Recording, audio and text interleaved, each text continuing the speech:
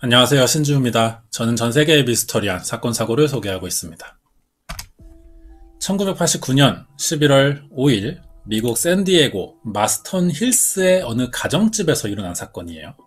자세한 주소는 1041 사이프레스 애비뉴라고 하는데요. 이 집엔 결혼한 지 7개월 된 신혼부부가 살고 있었습니다.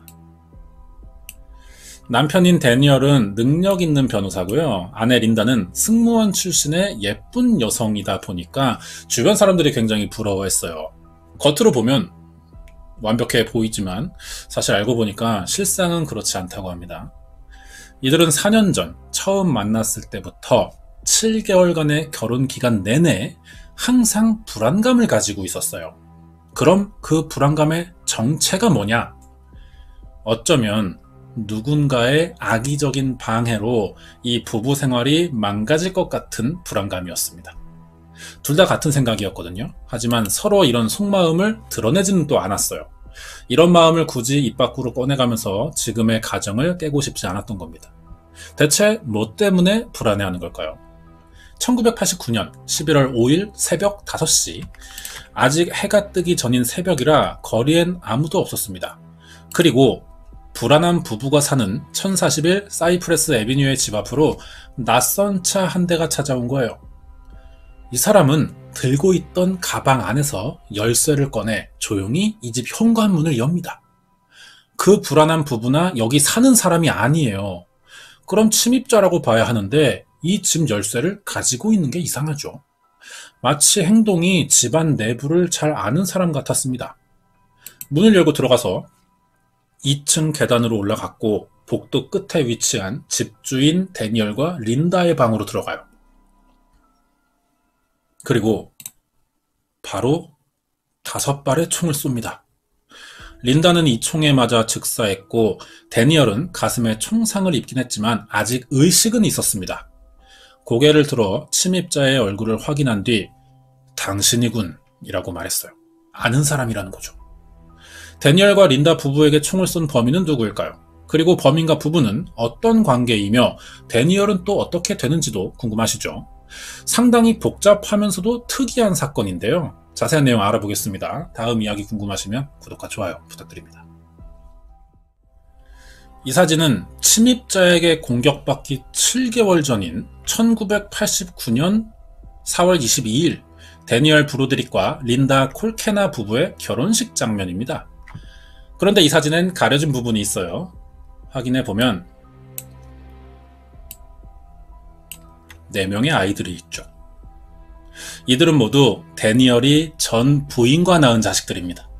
재혼이라는 건데 44살이던 데니얼 브로데릭은 젊은 나이에 샌디에고 변호사 협회장이 될 만큼 성공한 변호사로 유명했어요.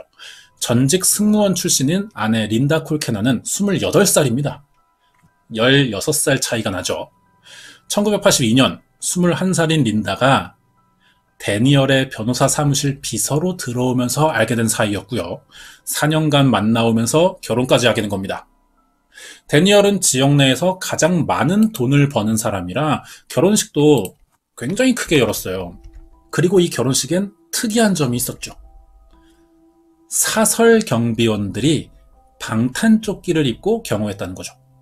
그럼 그전부터 계속 불안해 왔다는 건데 대체 이 불안감 어디서 오냐는 겁니다.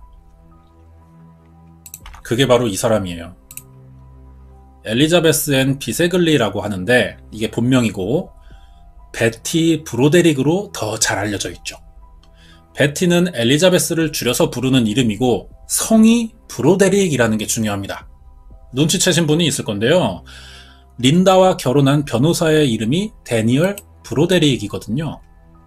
그러니까 이 사람은 데니얼의 전 부인이자 아까 본 사진에서 그 4아이들의 엄마인 사람이에요. 데니얼과 지금 아내인 린다의 나이는 16살 차이가 나고 변호사와 담당 비서 사이였다가 결혼했다는 점에서 이 세 사람의 관계는 어느 정도 추측이 되죠.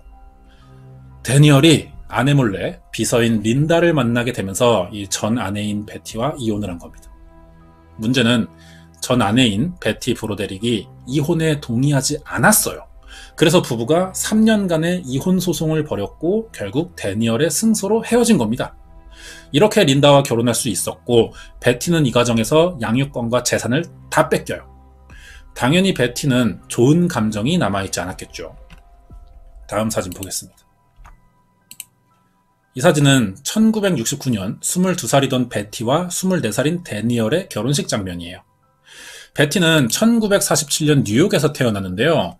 굉장히 보수적인 카톨릭 집안이라 부모가 딸이 어릴 때부터 좋은 아내, 좋은 엄마가 돼야 한다고 강조하면서 키웠습니다.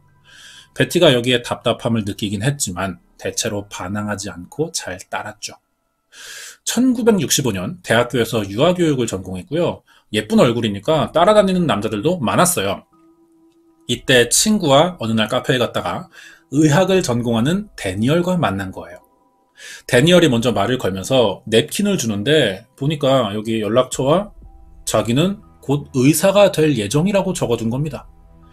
베티는 왠지 이 사람이 자신감에 넘쳐 보였고 좀 관심이 갔어요. 그때부터 연인 관계가 된 거죠. 이렇게 1년 정도 만나다가 1969년 4월에 결혼식을 올리고 부부가 됐던 거죠. 하지만 신혼생활이 안 좋았습니다. 형편이 나빴거든요. 데니얼이 의대를 다니는 학생이라 의사로 취업하려면 보통의 학생들보다는 몇 년 더 걸려요. 그래서 베티가 대신 유치원 선생님으로 취직해 돈을 벌었죠. 임신했을 때도 부른 배를 감춰가면서 유치원에 나갔지만 생활비는 항상 부족했어요. 집세나 전기세가 자주 밀렸고 음식도 제대로 먹거나 겨울엔 난방도 할 수 없었습니다. 데니얼은 의사가 되기 위해 공부해야만 됐고 돈 버는 일과 집안일 모두 임산부인 베티가 맡았죠. 이런 상황에서 1970년 첫째 딸인 kimberly, 이름이 kimberly예요. 첫째 딸이 태어났고 마침 데니얼도 의대를 졸업합니다. 의사가 됐어요.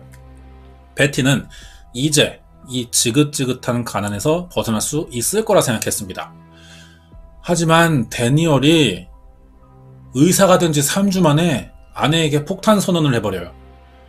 사실 자기는 의사가 원래 생각한 직업이 아니고 학자금 대출을 받아서 하버드 로스쿨을 가고 싶다는 겁니다. 법을 공부하고 싶다는 거예요. 이제 막 태어난 아이를 키우면서 살림을 해야 되는데 남편은 공부를 더 하겠다니까 마음이 복잡하겠죠. 그러면서도 결국 남편의 결정을 이해해 줍니다. 부부는 하버드 로스쿨 근처인 보스턴으로 이사를 갔어요. 여기서 둘째 딸 리를 낳습니다. 식구가 늘자 형편은 더 나빠지죠. 나중엔 푸드 스탬프라는 미국의 정부 지원 음식이 있어요. 이걸 먹으면서 살 정도였어요. 다 베티의 도움 때문이긴 하지만 데니얼은 열심히 공부했습니다. 아내는 혼자 두 딸을 키우면서 가정교사, 유치원 교사, 가사 도우미, 생활용품 방문 판매, 돈 벌 수 있는 것 다 가리지 않고 열심히 했거든요. 이 와중에 셋째를 임신합니다. 하지만 일과 가정 형편의 스트레스로 셋째 아이는 태어나자마자 사망했어요. 이날도 남편은 공부하느라 입원한 아내의 병원을 찾아가지 않았다고 합니다. 여기까지 보면 데니얼을 욕하는 사람들이 많을 거예요. 그런데 이 사람 입장에서도 나름 할 말은 있다는 거죠. 적당히 취직해서 생활비 벌면 당장 조금은 나아지겠지만 거기서 끝이라는 겁니다. 이 사람은 길게 보고 싶었어요. 성공할 생각이었고 그래야 지금 고생하는 아내와 아이들이 보상받을 거라 믿었기 때문에 이기적일 정도로 공부만 한 거죠. 지금 미안하지만 나중에 다 갚을 생각이었습니다. 이렇게 3년이 지나고 로스쿨을 졸업한 데니얼 브로데릭은 의대 학위를 가진 하버드 출신의 변호사가 돼서 샌디에고 변호사 사무실에 취직했어요. 부부의 생활이 이때부터 크게 변합니다. 데니얼은 의대 전공을 살려서 의료사고 전문 변호사가 됩니다. 굉장히 승소율 높은 변호사가 됐어요. 그러다 보니 지명도가 높아지고 많은 돈을 벌 수밖에 없는 거죠. 금방 집을 샀어요. 그리고 두 아이들을 더 낳아서 6식구가 됐죠. 변호사가 된 데니얼은 집에 많은 돈을 벌어다 줬지만 그만큼 바빴습니다. 매일 서류 더미에 파묻혀 살다 보니 가정을 돌볼 수가 없는 거예요. 그래서 항상 자신의 성공은 아내와 아이들을 위한 것이라며 매일 가족에게 양해를 구해야 됐습니다. 또 아이들 돌보는 일은 베티 혼자서 해야 되는 거죠. 나중에 데니얼은 소속돼 있던 변호사 사무실 그만두고 독립하면서 더 성공해요. 더 많은 돈을 벌자 집은 대저택으로 바뀌었고 보트와 고급 스키 콘도까지 삽니다. 아이들은 모두 유명 사립학교에 보내지면서 더 이상 남 부러울 게 없었어요. 이때까지도 데니얼은 일하느라 바쁜 아빠나 남편이긴 했지만 그런대로 가족 관계는 괜찮았거든요. 하지만 어느 날 21살에 젊고 아내보다 더 이쁜 여성인 린다 콜케나가 나타나면서 사건이 시작됐던 거죠. 1982년 전직 승무원 출신이었던 린다 콜케나가 데니얼 브로데릭의 비서로 채용된 지 얼마 지나지 않아서 베티는 남편의 불륜을 의심합니다. 데니얼은 극구 부인했어요. 데니얼이 비서와 불륜을 저지른다는 증거는 사실 어디에도 없었거든요. 오히려 자기를 의심하는 베티에게 정신적인 문제가 있다며 치료를 권유했습니다. 반대로 베티의 의심은 점점 커졌어요.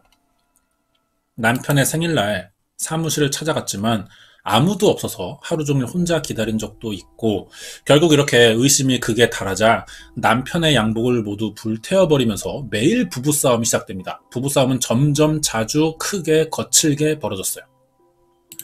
결국 데니얼은 혼자 생각할 시간을 달라며 집을 나갔죠.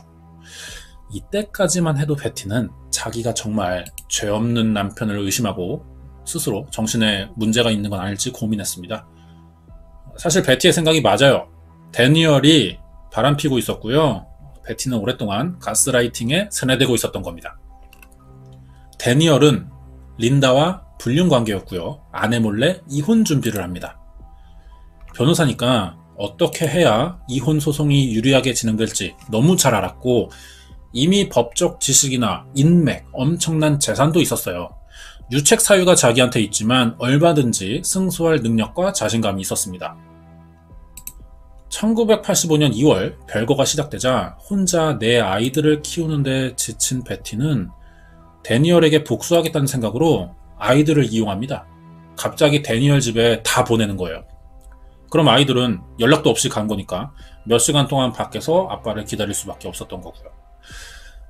베티 입장에서는 이렇게라도 해야 데니얼이 아이를 돌볼 수밖에 없을 것이고 그러면 그동안 자기가 얼마나 가정을 위해 노력했는지 알아줄 거라고 생각했던 거예요.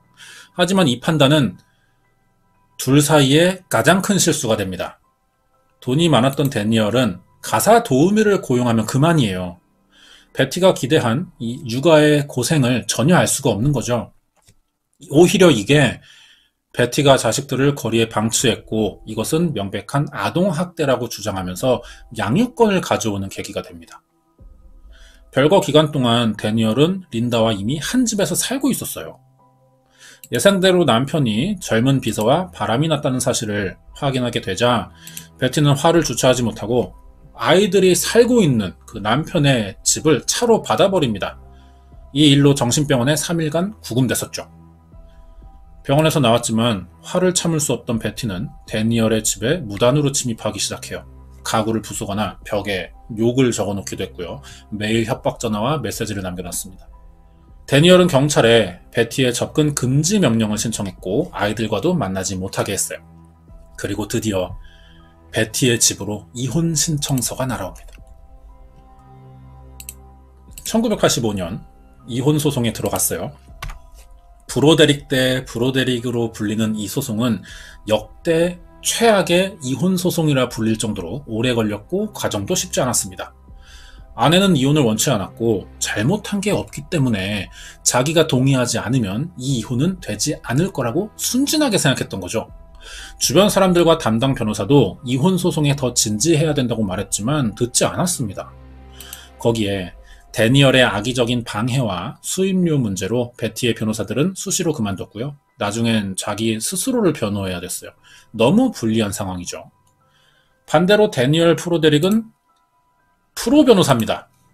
그냥 변호사도 아니고요. 샌디에고 변호사 협회의 회장인 굉장히 능력 있는 변호사예요. 이미 배신감에 분노한 베티가 저질러온 각종 사고들에 대한 증거를 모아놨고 모든 상황과 정황이 자기가 유리하게 만들어온 뒤였다는 거죠. 소송을 잘하는 사람들은요, 서류를 내면서 시작하지 않습니다. 그 전부터 이길 만큼의 증거를 모아두고 소송을 하는 거예요. 이겨놓고 싸우는 겁니다. 거기에 베티는 정신적으로도 위험한 상태라 아이들을 맡길 수 없다며 4명의 자식들에 대한 양육권도 법적으로 가져올 생각이었어요. 대신 이혼 수당으로 한 달에 900불을 주겠다고 제안합니다. 지금으로 치면은 1,500만 원 정도예요. 꽤 많아 보이긴 하지만 이게 베티는 적었습니다. 왜냐면 일단 이 900불이 모두 베티의 생활비로 들어가는 돈이 아니에요. 절반 이상은 베티와 데니얼이 별거 전에 구입한 저택의 대출금인 모기지로 낼 돈이었습니다. 그런데다가 이 저택의 소유권은 또 데니얼에게 있어요. 데니얼은 비서와 불륜을 저지르면서 베티와 이혼할 경우를 미리 고려했습니다. 자신의 명의로 부동산을 그래서 구입했던 거예요. 엄연히 별거 이전 두 사람이 부부일 때 매매된 집이라 대출금도 같이 갚아야 된다는 거죠. 데니얼이 굉장히 치밀했습니다. 소송이 대부분 이런 식으로 진행됐고요. 부부 생활에서 베티의 명의로 된 재산이나 부동산은 그래서 하나도 없었어요. 데니얼 브로데릭의 월 평균 소득은 1억이 넘었습니다. 베티는 남편이 성공할 수 있었던 이유가 지난날 자신의 희생이 있었기 때문에 가능했다며 데니얼의 월 수입 중 절반은 자기 거라고 주장했는데요. 결국 이 소송은 4년 만에 끝이 났습니다. 판사가 데니얼 브로데릭의 손을 들어준 거예요. 베티는 양육권도 뺏겼고 이혼 수당도 너무 적었습니다. 이렇게 브로데릭 대 브로데릭의 이혼 소송은 베티의 완벽한 패소로 끝나요. 베티 브로데릭은 남편과 아이들, 집, 돈 다 잃어버렸습니다. 1989년 이혼 소송의 패소로 우울증이 생겨요. 그리고 권총 한 자루를 샀는데 베티는 자기가 이제 혼자 살아야 되니 스스로 보호하기 위해서 구입했다고 주변에다 밝혔지만 그 당시 사람들은 왠지 모를 섬뜩함을 느꼈다고 합니다. 데니얼과 린다는 이혼 소송에서 이기고 결혼식 준비를 시작했어요. 이들도 전 부인인 베티가 총을 샀다는 이야기는 들었습니다. 그러자 린다는 결혼식 날 베티가 총을 들고 찾아올지도 모른다는 생각에 데니얼에게 방탄조끼를 입으라고 했거든요. 자, 1989년 4월 22일 데니얼과 린다의 결혼식이 열립니다. 데니얼은 방탄조끼를 입지 않았어요. 베티를 무서워하는 게 자존심이 상한다고 생각했던 것 같아요. 대신 사설 경비원을 고용합니다. 그럼 여기서 아이들은 이 결혼에 어떤 반응이었을까요? 엄마와 사이가 더 좋긴 했지만 그렇다고 아빠와 나쁜 건 또 아니에요. 그래서 딱히 반대하진 않았고요. 이날 결혼식도 다 참석했습니다. 결혼식이 별 문제 없이 끝난 거예요. 하지만 7개월 후 데니얼과 린다가 걱정하던 그 상황이 벌어졌죠. 1989년 11월 5일 새벽 5시 반 베티 브로데릭이 딸의 가방에서 몰래 빼돌린 열쇠로 이들 집에 무단 침입했고요. 5발의 총을 쏜 거예요. 이 사건으로 린다 콜케나는 머리와 가슴에 총을 맞았고 전 남편인 다니엘은 가슴에 총을 맞아 과다출혈로 사망했습니다. 다른 2발의 총알은 빗나갔어요. 벽과 바닥에 맞았죠. 그리고 베티는 자수합니다. 두 사람을 공격할 당시 상황이 잘 기억나지 않는다고 진술했어요.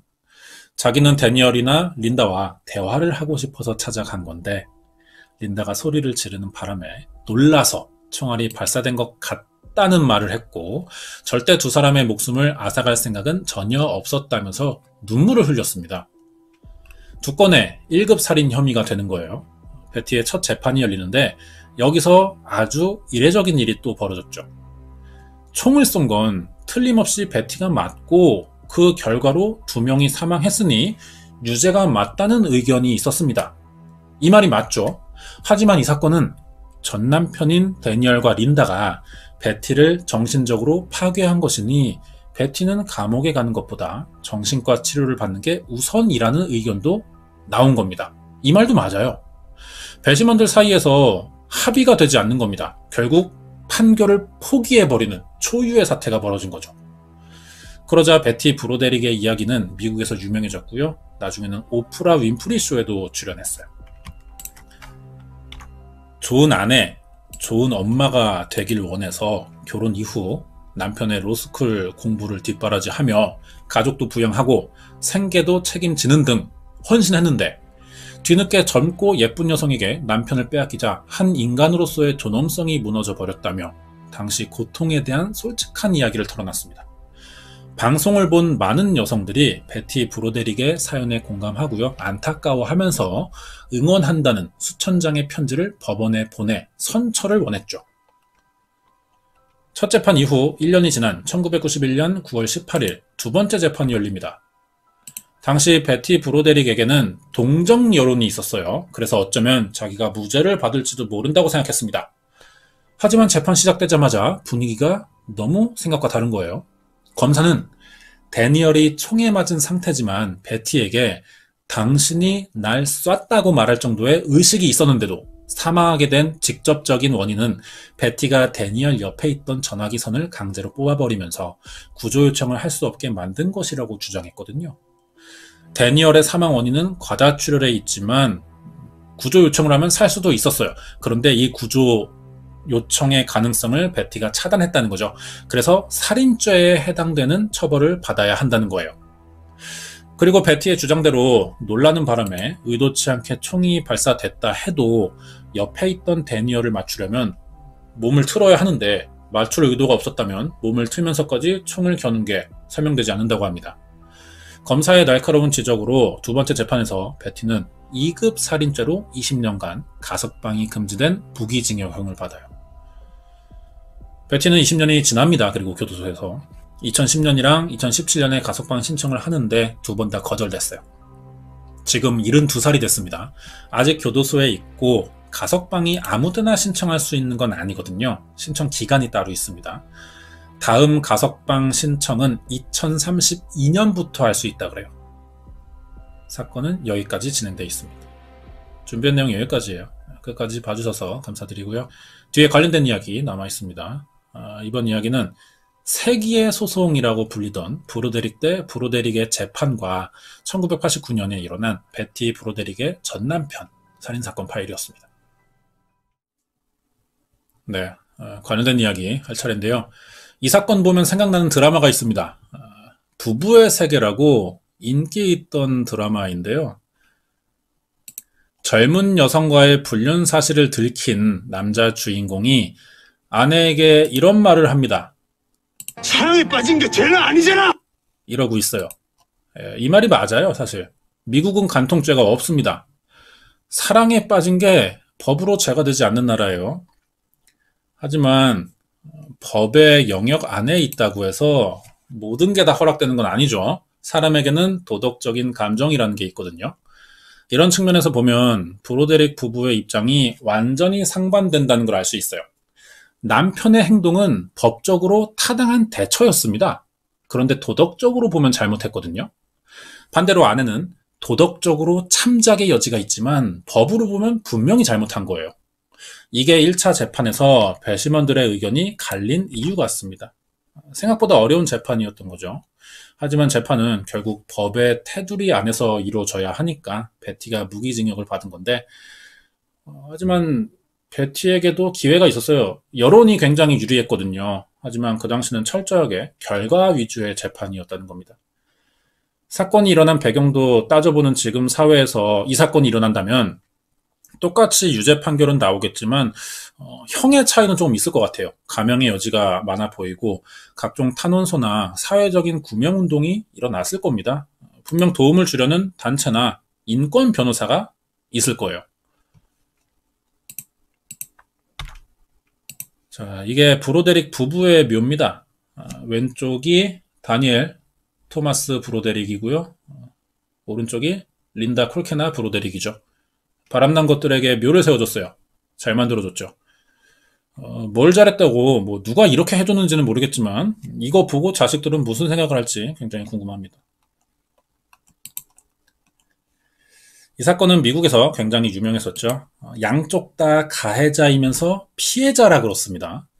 이런 특수한 면이 있다 보니까 드라마로 제작된 적이 있어요. 넷플릭스 드라마로 나왔습니다. 더티 존 시즌2인데 부제목이 베티예요. 더티 존은 원래 팟캐스트에서 방송되던 범죄 실화 이야기였습니다. 그런데 인기가 너무 많은 거예요. 6주 만에 1000만 건의 다운로드를 기록하자 드라마로 나오게 됩니다.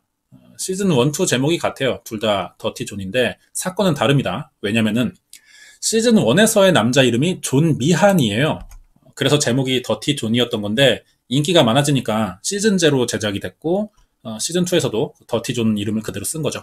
하지만 사건은 달라요. 그래서 시즌 2는 사건의 주인공인 베티를 부제목으로 넣었습니다. 각색이 꽤 돼 있어요. 하지만 실제 사건과 그 핵심적인 스토리는 비슷하게 진행되기 때문에 이번 영상 보시고요. 자세히 알고 싶으면 넷플릭스에서 더티 존 시즌 2를 보시는 게 좀 도움이 될 것 같습니다.